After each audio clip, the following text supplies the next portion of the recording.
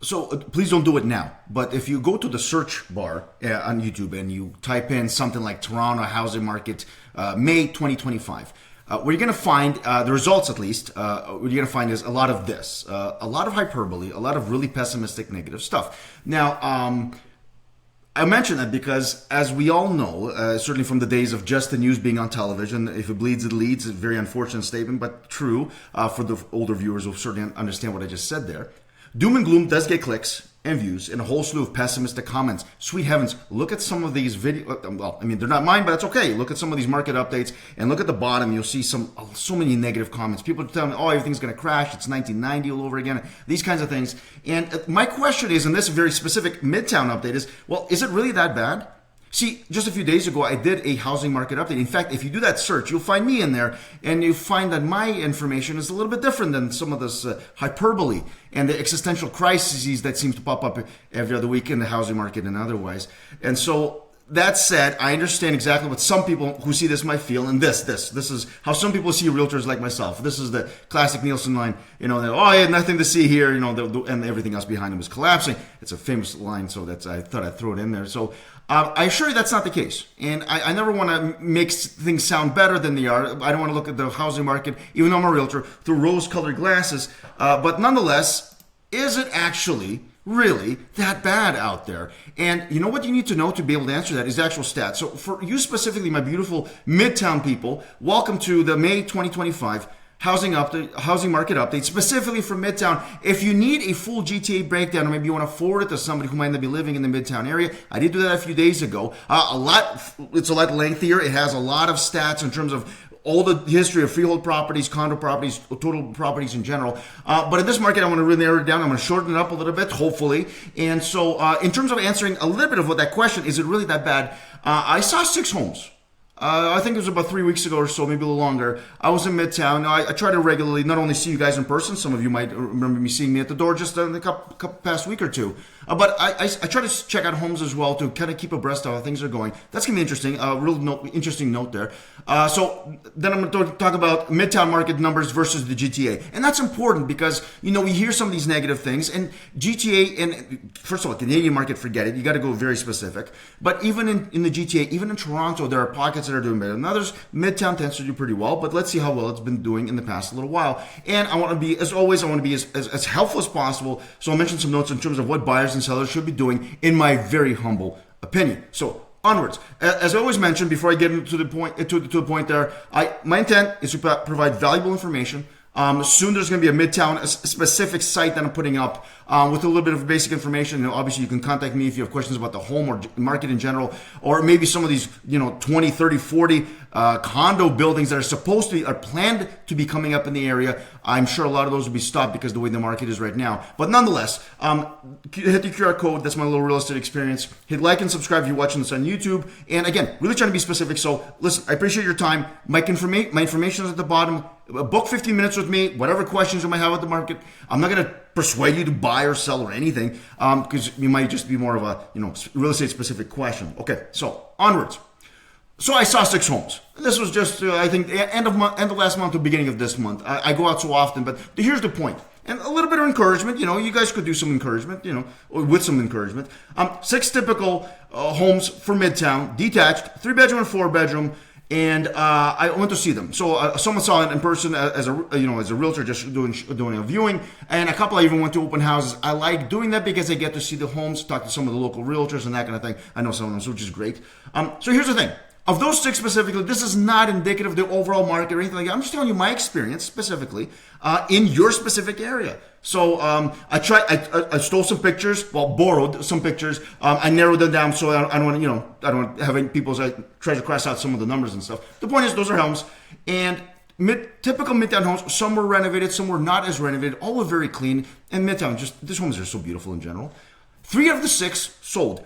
In fact, one sold shortly after I saw it, and it was the very one that I liked the most. I'll mention that specifically. So the ones that sold, the 3 out of 6 that sold, actually sold very close to asking. You can imagine they're detached, so we're looking, the low to mid to high 2 millions, depending on size and the size of the lot, etc., and the condition of the home. That's a given kind of in the Midtown area. But nonetheless, so normal prices, which is great, in terms of Bloodbath and market collapsing. And they're so close to asking. In fact, two of them were quite close to asking. I think the lowest price was within about 5%. I didn't do the full math because it's not important. The important thing is something within 5% of asking price, especially in a slower market, is actually quite good. So that's a little bit of encouragement. So if you're in Midtown, you want to just totally halt your plans of selling and moving else or whatever, all because the market is collapsing. Well, it isn't. It isn't. Listen, maybe you should think twice. And the one that I thought was the best, specifically, it was a nice house. It was older. It needs renovations. A lot of it was old, but it was in amazing condition. It was great size. It was priced well. It sold for right around 2.7, I believe it was. And that's what I thought it would sell. And honestly, of all the ones I saw, that's the one. That's the one that's the best value, and that's the one that sold first. So you can tell value. You can always ask me. Again, my information is always at the bottom. You can contact me. Like, Andrew, what do buyers look for? What actually looks like value to you, and clearly to buyers as well? I'm happy to answer that. But there's stuff. Honestly, it's a lot of it is common sense, appearance, value, size of rooms, the condition of the home in general. Even if it's older, it's amazing how some of these older homes with not original hardwood, but 40, 50, 60-year-old hardwood floors in great shape, great condition. People take care of their homes. There's value in that. So anyway, that's that. A little bit of encouragement, decent market. But here is GTA versus Midtown, or vice versa, Midtown versus GTA. So on the left, you got Midtown specifically. So the interesting thing is, and it's not great. Again, I don't even know, hey, nothing to see here, and things are on fire. Okay, not great, but not far from a collapse in general. And again, please keep in mind, these stats that I'm showing you are very specific. Midtown, what does Google say about Midtown? What is Midtown according to Treb? And so I'm keeping the same kind of areas that constitute Midtown. Month after month, I'm keeping the same ones so that the numbers you guys see, and there's plenty of you watching this, at least locals, and I'm only sending this out to the local people, you guys get to see, so it's the same numbers. I'm comparing apples to apples to apples to apples. So that's important. So overall, you can see overall price, condos and the freehold, the whole bit, in Midtown, down about 4.5%. Okay, that's not a collapse. It's year over year. And again, it's a month. It's a small area. When you look at the actual sales, so first of all, the number of sales, 108 versus 132 that sold in April of 2024. So that's an almost 20% drop. So first of all, we're not selling even as fast as April last year, which wasn't necessarily the busiest of Aprils. So things are not great in terms of sales. Okay, 20% down. In fact, we're seeing on a regular basis, month after month, that we're down about 20%, give or take, in terms of sales volume versus this time last year. That seems to be a consistent thing. So it's a slower year, certainly slower spring.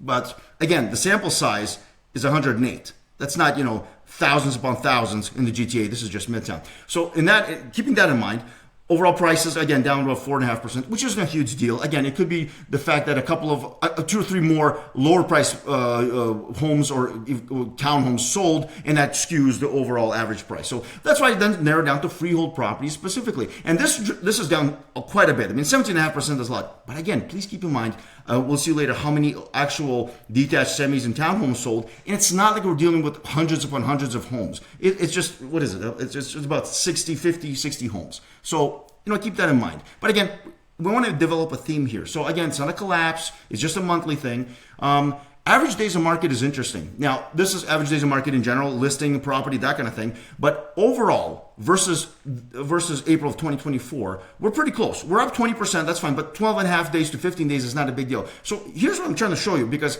when you compare this on the left to what's happening in the GTA overall, specifically this circled part here, property days on market. So what we got here? We got 33 versus 15. That's a big difference. Yeah, I know. Just take it with a grain of salt. Some properties sold really, really fast. And the point is, again, Midtown kind of ahead of the class in terms of sale. Properties on market. Clearly, things are selling. Now, let's look at average prices per specific kinds of property. So detached is down significantly. In fact, that's what the freehold drop of 17.5, that's where that came from. But again, it depends on which detached are being sold. A lot of the higher end detached, some of them, some of you are watching this, you're probably not putting your house on the market right now because the market's not that great. So we're missing those homes on the market that would actually skew the numbers upwards. So detached, not a great month for detached, but again, it's a month thing. So, next month could be different. And semis are down. Townhomes, there's not much of a change because there's only 4, and I think 1 sold in April of 2024. So I'm not comparing that. That's not a fair comparison. But in general, 1.7, which is decent for a townhome, certainly in the area. And condos are down significantly in terms of price. Well, not significantly, 8%. Okay, so The biggest hit this month specifically, or I should say last month, April, was the detached sector. So that pulled down the average, and that happens. Hey, listen, that happens. But overall, none of this seems like a collapse. Everything's very much in line with what's been happening this year. So it's not like it's 20% and then 20% more and 20% more month after month. No, this is year-over-year basis. So we're kind of consistently being about 20% down in terms of sales volume. Price-wise, on average, give or take, again, it's not negligible, but I mean 4.4% for all properties, it's not a huge difference. In fact, it's that in that part, we're unfortunately not quite ahead of the game because it's very similar to what we're having in the GTA in general. Average price, again, condos, freehold, the whole bit, everything. And you can see in detached, I mean, Midtown's even down a little bit. But again, Midtown is different than other areas because the average price for detached in the GTA, 1.4 versus Midtown, which is 2.2. I think there's a significant difference. And so larger proportions. So that point being, not great, not a great month, certainly not a great month for detached year over year. But in general, this is not a collapse, guys. Again, take this, I gave you the numbers. You guys, let me keep my opinion out of it. What should sellers be doing? What should buyers be doing? So let's start with buyers. So guys, GTA inventory is huge. In general, it's huge. So I don't know if you're moving out of Midtown. Elsewhere, there's lots of opportunity. Even in Midtown, there are plenty of options.